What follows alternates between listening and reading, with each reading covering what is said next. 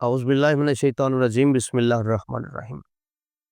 آج ہمارا موضوع ہے کہ غسل جنابت کے بعد یعنی جب انسان جنبی ہو جائے تو پھر اس کے لیے کون سی ایسی چیزیں ہیں جو مکروہ ہیں، ایسے کام جو اس کے لیے مکروہ ہیں جنبی آدمی کے لیے، وہ کون سے ہیں۔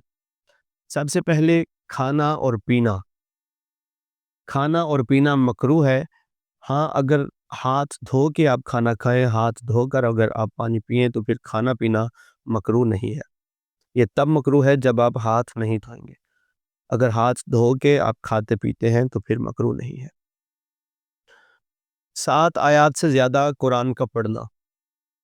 قرآن کا پڑھنا جنبی حالت میں اگر غسل جنابت آپ پر واجب ہو گیا ہے اور آپ غسل سے پہلے قرآن پڑھتے ہیں تو 7 آیات سے زیادہ پڑھنا مکروہ ہے، لیکن حرام انہی صورتوں کا پڑھنا ہے جن صورتوں میں واجب سجدے والی آیت آتی ہے۔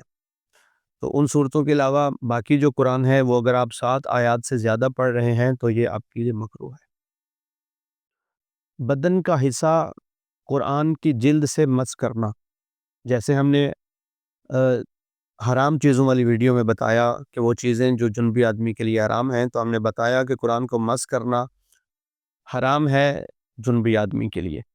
تو جیسے قرآن کے حرفوں کو مس کرنا حرام ہے، ویسے مکروہ کیا ہے کہ اگر آپ قرآن کی جلد کو یا قرآن کے صفوں کو وہاں پہ ہاتھ لگاتے ہیں، وہاں پہ مس کرتے ہیں کہ جہاں پہ قرآن کے حروف نہیں لکھے ہوئے، قرآن کی جلد پہ جہاں حروف نہیں لکھے ہوئے یا قرآن کے صفوں کے سائڈ پہ جہاں پہ الفاظ نہیں لکھے ہوئے، اگر آپ وہاں پہ ہاتھ لگاتے ہیں غسل جنابت کے واجب ہونے کی حالت میں، ایسی صورت میں تو یہ مکروہ ہے۔ بدن کا حصہ قرآن کی جلد سے مس کرنا، اس کے بعد ہے قرآن کو ساتھ رکھنا۔ اگر آپ قرآن اپنے ساتھ رکھتے ہیں، اپنی جیب میں رکھتے ہیں یا ہاتھ میں پکڑ کے اسے لے کے چلتے ہیں تو یہ بھی مکروہ ہے جب آپ پر غسل جنابت واجب ہوگا۔ سونا، جنبی آدمی کے لیے سونا بھی مکروہ ہے۔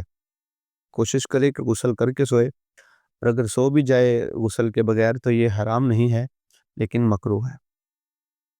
مہندی لگانا، جب آپ پر غسل جنابت واجب ہے تو آپ کے لیے مہندی لگانا بھی مکروہ ہے۔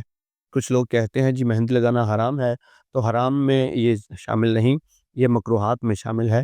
مہندی لگانا، سونا اور تیل لگانا یہ بھی مکروہ ہے۔ آپ جنابت کی حالت میں تیل لگائیں تو یہ بھی مکروہات میں شامل ہے۔ اس کے بعد ہے احتلام کے بعد مجامت کرنا۔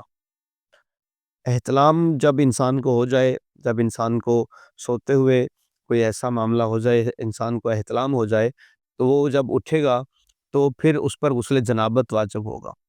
اور غسل جنابت غسل کرنے سے پہلے اگر وہ مجامت کرتا ہے یعنی اپنی بیوی کے ساتھ صحبت کرتا ہے، مباشرت کرتا ہے، تو یہ بھی اس کے لیے مکروہ ہے۔ تو یہ تھا آج کا لیکچر، مکروہات کون سی ہیں۔ ملتے ہیں اگلی ویڈیو میں، ہمیں دعا میں یاد رکھیے۔ والحمدللہ رب العالمین۔